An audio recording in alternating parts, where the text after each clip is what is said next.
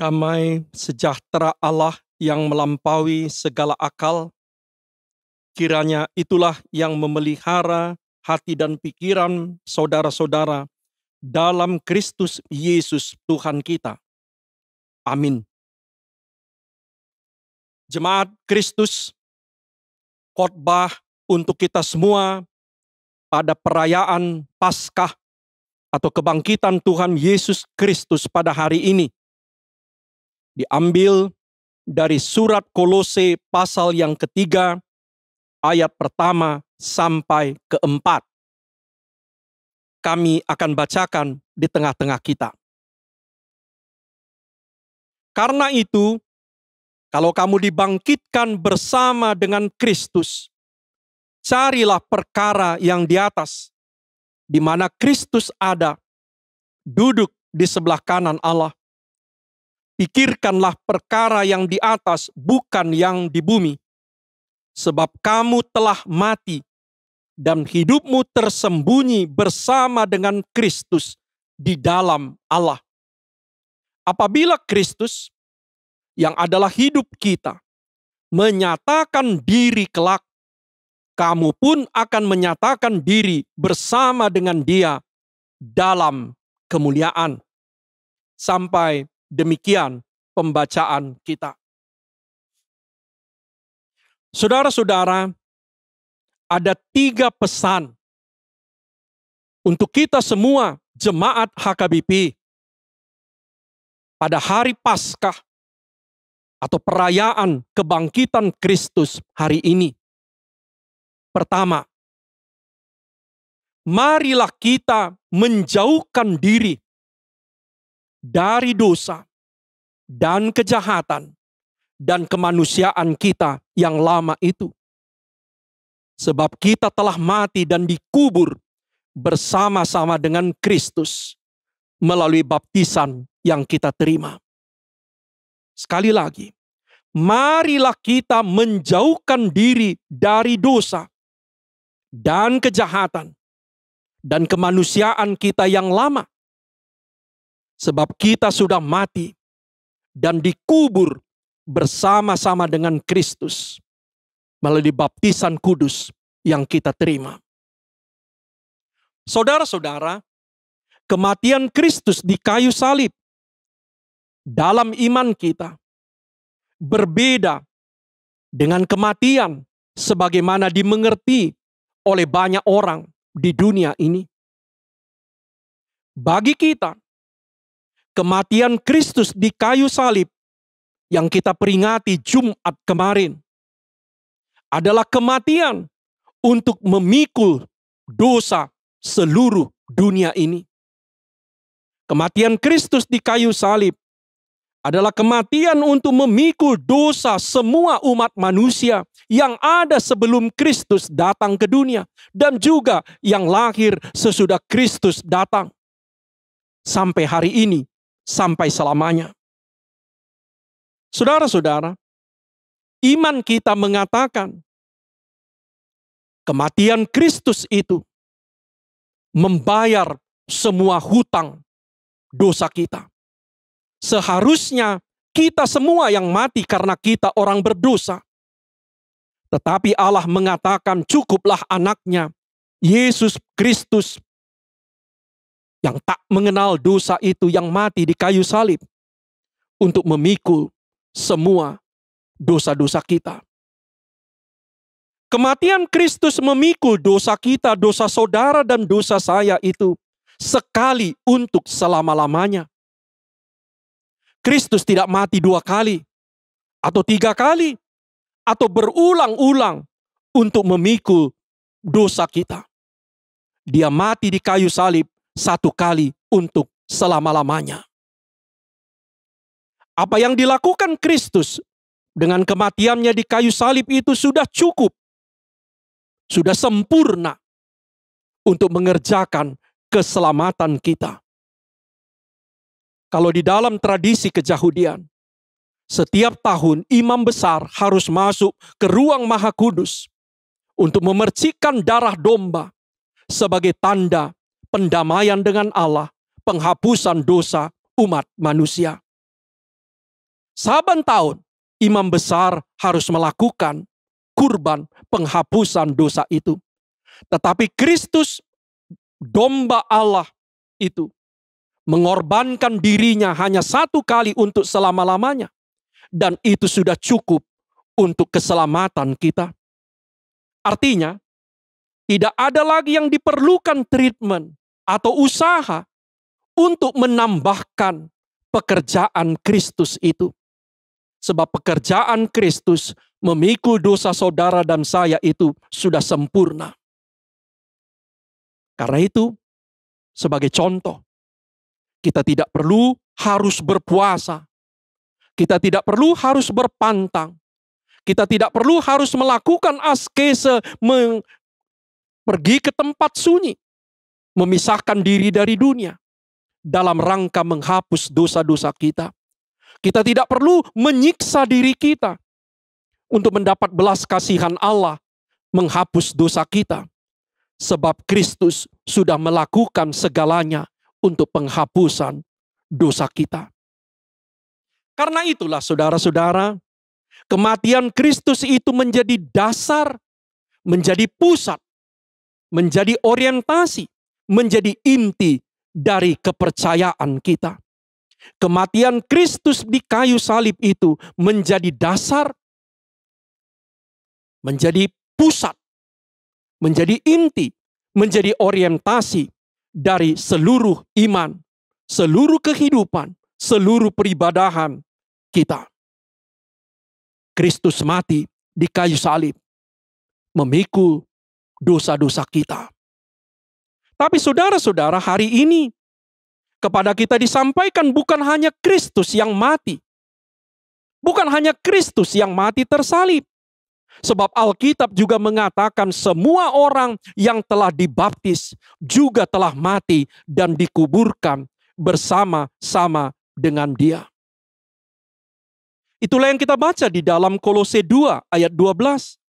Sebab kita semua telah dikubur bersama-sama dengan Kristus melalui baptisan yang kita terima.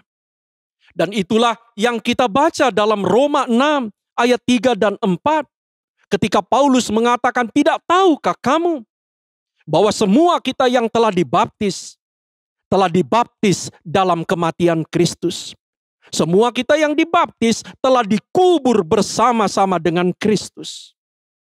Saudara-saudara, karena itu bagi kita, baptisan itu bukan cuma sekedar seremoni atau upacara, tapi baptisan itulah yang mempersatukan kita dengan Kristus yang mati itu. Baptisan itulah yang menguburkan kita bersama-sama dengan Kristus, supaya kita bisa mati dan terkubur terhadap dosa-dosa kita. Karena itu, sebagai orang yang telah dibaptis, sebagai orang yang percaya kepada Kristus yang mati itu, sebagai orang yang telah mati bersama-sama dengan Kristus, maka tidak ada alasan lagi bagi kita masih menghubungkan diri kita dengan dosa dan kejahatan. Sebab kita sudah mati terhadap dosa itu. Karena itu pesan, ketika kita merayakan kematian Kristus, kita bukan cuma supaya bersedih, merasa terharu, Yesus mati 2000 tahun yang lalu. Tetapi supaya kita mengingatkan diri kita bahwa kita pun sudah mati dan dikubur bersama-sama dengan Kristus itu. Karena itu, jangan lagi hidup bagi dosa. Jangan lagi mengorientasikan hidup kita kepada dosa. Jangan lagi menghambakan diri kita kepada dosa. Sebab kita sudah mati bagi dosa itu bersama-sama dengan Kristus. Karena itulah saudara-saudara, walaupun ada hukum ke-6 yang mengatakan jangan membunuh, tapi kalau kita baca nanti Kolose 3 ayat 5, justru ada yang harus dibunuh. Ada yang harus dengan berani kita bunuh. Apakah itu? Segala yang jahat yang muncul, yang lahir dalam hati dan pikiran kita. Ketika muncul pikiran yang jahat, ketika muncul niat yang jahat, maka jangan pernah takut, jangan segan-segan. Niat jahat itu harus segera dibunuh. dimatikan. Karena apa? Karena itu tidak sesuai dengan status kita sebagai orang yang dibaptis, yang telah mati bersama-sama dengan Kristus, mati terhadap dosa. Dan karena itu dengan nada yang lain dalam Efesus 4 ayat 27, Paulus mengatakan, jangan beri ruang, jangan beri kesempatan sedikit pun kepada iblis. Tidak usah kasihan, tidak usah toleran, tidak usah berkompromi kepada iblis sedikit pun, jangan kasih ruang. Sebab iblis itu terlalu kuat, terlalu pintar bagi kita. Dia bisa memanfaatkan sekecil apapun peluang, ruang, dan kesempatan yang kita berikan kepadanya. Sebagai orang-orang yang telah mati dan dikubur bersama-sama dengan Kristus, mari selalu kita canangkan, kita camkan dalam hati kita. Kita telah mati bagi dosa. Tidak ada lagi hubungan. Kita sudah putus hubungan dengan dosa dan kejahatan. Yang kedua, apa pesan untuk kita warga HKBP pada pesta Paskah, pesta kebangkitan Kristus ini? Marilah kita hayati semua yang baik, yang indah, yang benar, yang berasal dari Allah itu. Sebab kita sudah dibangkitkan juga bersama-sama dengan Kristus anaknya. Mari kita hayati, mari kita hidupi semua yang benar, yang baik, yang indah, yang berasal dari Allah itu, yang berasal dari atas itu. Sebab kita pun sudah dibangkitkan bersama-sama dengan Kristus. Saudara-saudara, iman Kristen kita tidak berdasar kepada ajaran abstrak tentang Allah. Iman Kristen kita berdasar kepada sebuah peristiwa, yaitu peristiwa kebangkitan Yesus.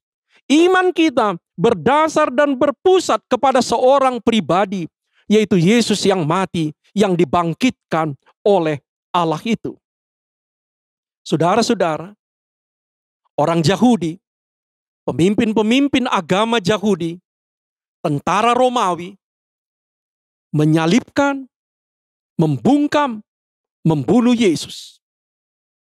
Tetapi Allah menunjukkan kuasanya, menunjukkan kekuatannya yang dahsyat.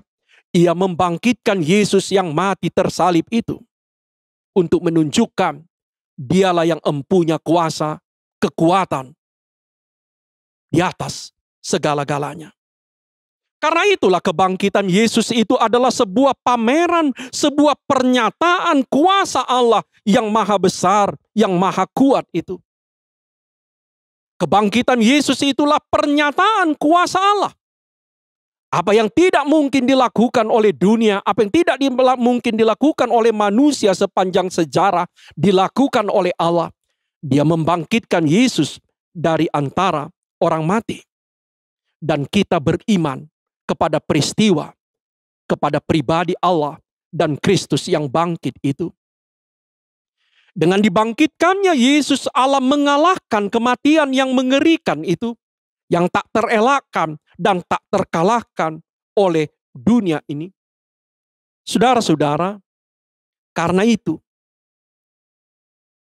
mari kita menghayati kebangkitan Kristus itu. Dia adalah Tuhan yang hidup. Dia adalah Tuhan yang bangkit. Dia bukan Tuhan yang mati. Dia bukan Tuhan masa lalu. Dia adalah Tuhan yang hidup. Tuhan yang bangkit juga sekarang.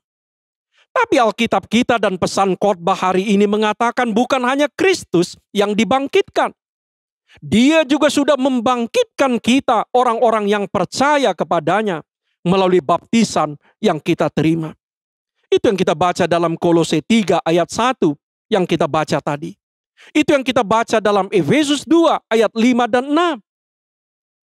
Di dalam Kristus, bersama Kristus, kita dihidupkan kembali oleh Allah. Kita bersama-sama Kristus dibangkitkan oleh Allah. Efesus 2 ayat 6. Saudara-saudara, apa artinya itu? Apa artinya ketika sekarang dipesankan kepada saudara dan saya, bukan hanya Kristus, kita pun sudah dibangkitkan oleh Allah. Bukan nanti, sekarang kita sudah dibangkitkan oleh Allah. Hayatilah hidup sebagaimana Kristus yang bangkit itu. Kalau dikatakan oleh Paulus tadi, carilah perkara-perkara yang di atas, yang dia maksudkan bukanlah supaya kita melupakan kehidupan di dunia ini. Kita melupakan persoalan sosial, ekonomi, budaya, politik. Dan kemudian kita mengasingkan diri hanya melihat ke atas. Kalau Paulus mengatakan carilah perkara yang di atas, artinya mari kita berorientasi kepada hal-hal yang datang dari Kristus yang sekarang sedang di atas itu. Mari kita membuat orientasi kita, hati kita, pikiran kita selalu dipenuhi, dirasuki, diwarnai, diinspirasi, diarahkan oleh Kristus yang bangkit, yang sekarang ada di atas itu. Apa yang berasal dari Allah, dari Kristus yang bangkit itu? Kasih, sukacita, damai sejahtera, pengharapan, hidup baru,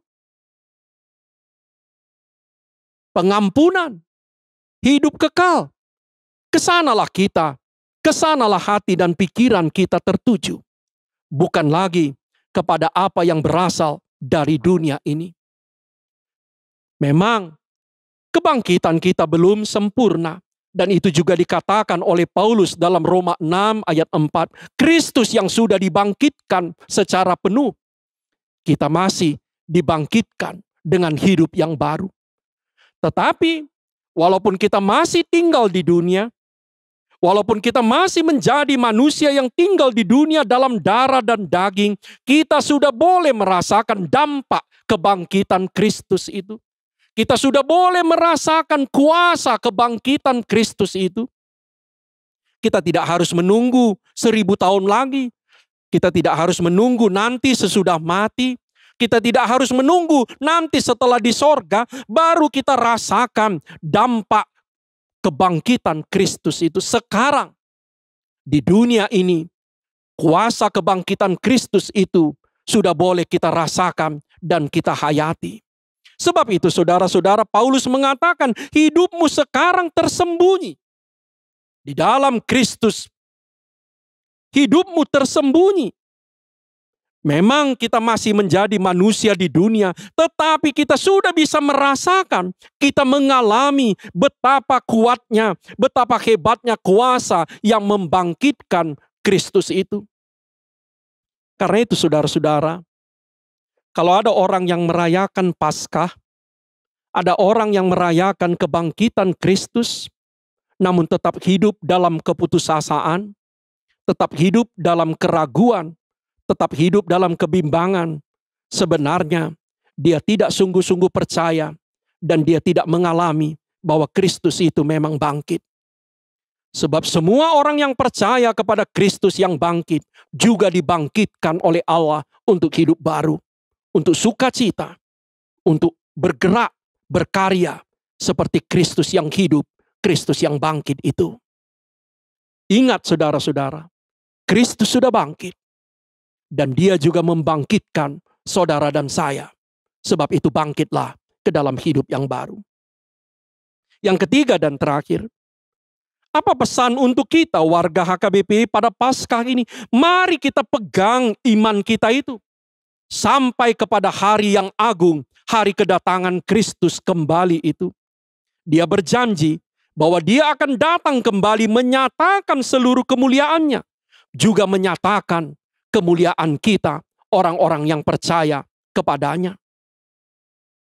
Sabat Minggu, kita mengucapkan pengakuan iman kita kepada Kristus yang bangkit, yang naik ke sorga, yang duduk di sebelah kanan Allah, Bapa yang Maha Kuasa. Apa artinya? Sabat Minggu saudara dan saya mengatakan, aku percaya kepada Kristus yang bangkit, naik ke sorga, duduk di sebelah kanan Allah, Bapa yang Maha Kuasa. Apa artinya itu? Kristus yang mati tersalib, Kristus yang dibunuh, dihina, direndahkan oleh orang Yahudi dan oleh orang Roma itu, sekarang adalah penguasa atas langit dan bumi ini. Dia duduk di sebelah kanan Allah, memerintah sebagai raja. Kristus yang kepadanya kita gantungkan nasib, harapan, masa depan kita, dia sekarang adalah raja yang duduk di sebelah kanan Allah. Lantas, apalagi yang saudara dan saya takutkan? Apalagi yang saudara saya takutkan? Kalau memang kita benar-benar percaya Kristuslah yang empunya segala kuasa dan kerajaan. Dia sekarang duduk di sebelah kanan Allah dan dia akan datang satu saat kelak menyatakan seluruh kemuliaan dan kekuatannya.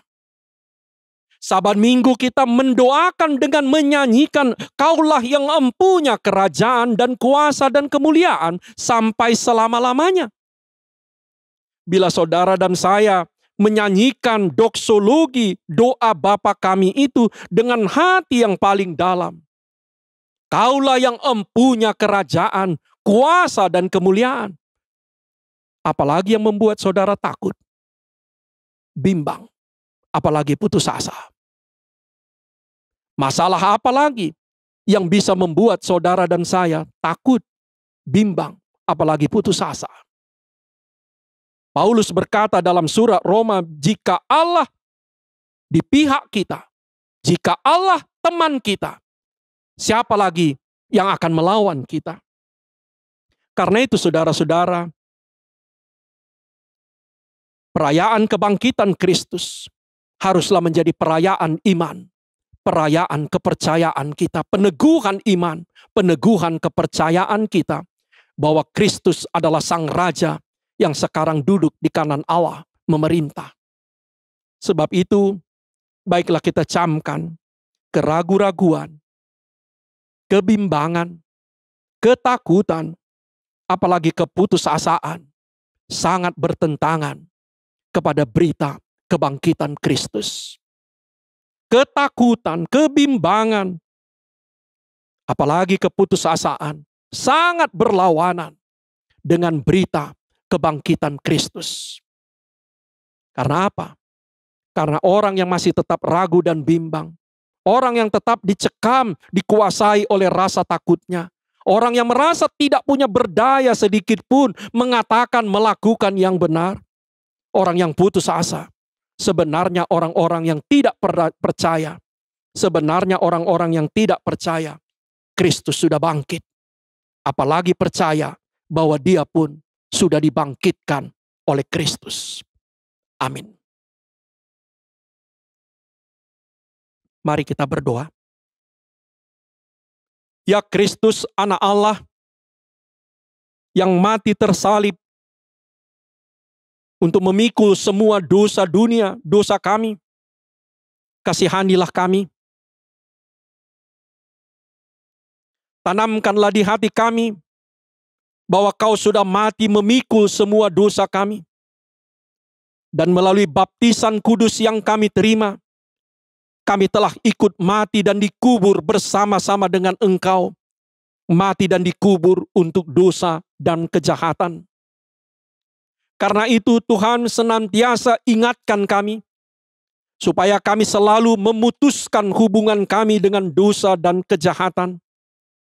Supaya kami menjauhkan diri dari hal-hal yang tidak berkenan kepada Tuhan, yang bertentangan dengan iman kami kepada Kristus yang mati itu.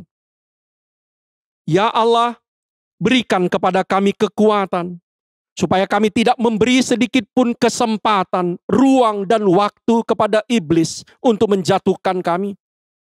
Supaya kami selalu mematikan niat-niat yang jahat yang muncul dalam diri kami.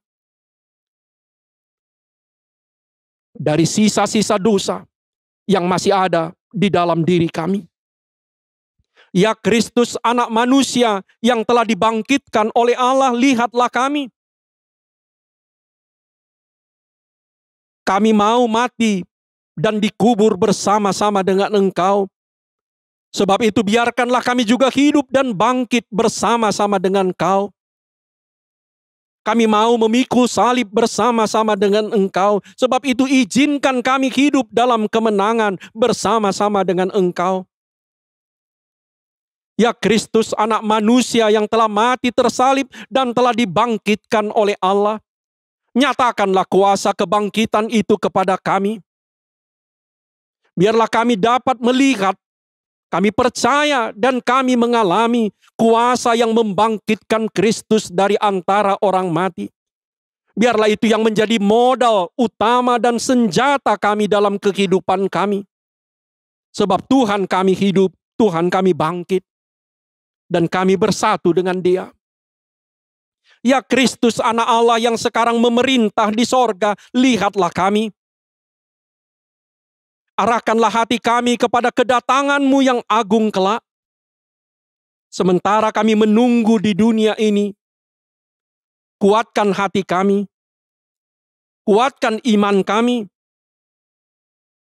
Biarlah Kau yakinkan kami, Kau telah menang, dan kami pun orang-orang percaya akan Kau menangkan juga melawan dosa dan maut.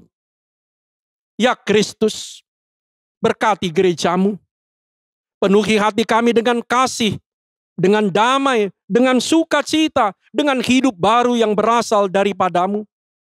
Biarlah hati dan pikiran kami senantiasa berorientasi kepada hal-hal yang berasal dari Tuhan yang di sorga. Dan itulah yang membuat hidup kami semakin penuh dengan sukacita.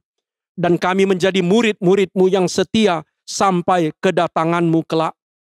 Inilah doa kami, hanya di dalam nama Kristus, Tuhan yang telah mati dan Tuhan yang telah bangkit untuk kami. Amin.